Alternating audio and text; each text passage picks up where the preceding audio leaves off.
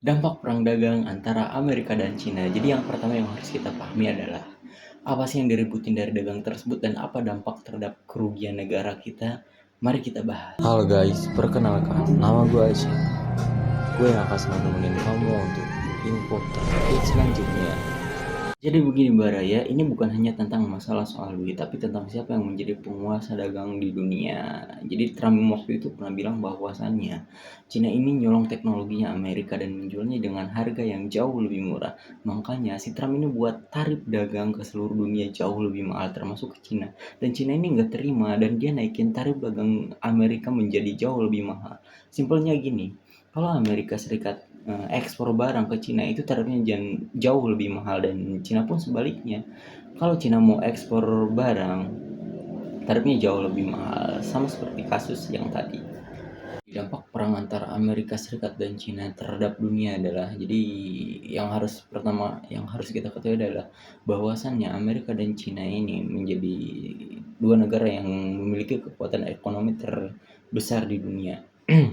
Jadi harga barang pun naik, investor dunia pada takut, harga pasar pun pada goyang, dan harga teknologi dan barang jauh lebih mahal.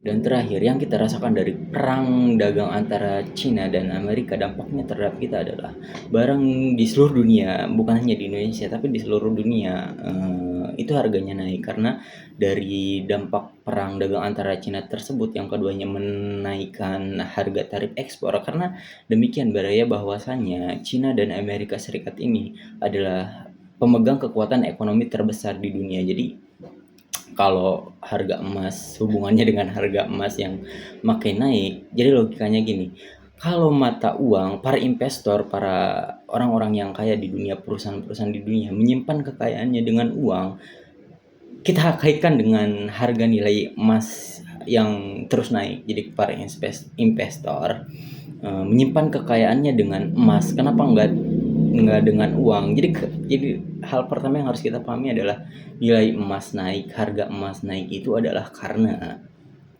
permintaannya banyak. Jadi para investor ini melindungi kekayaannya dengan emas. Kenapa tidak dengan uang? Karena tidak dengan uang ini resikonya tinggi.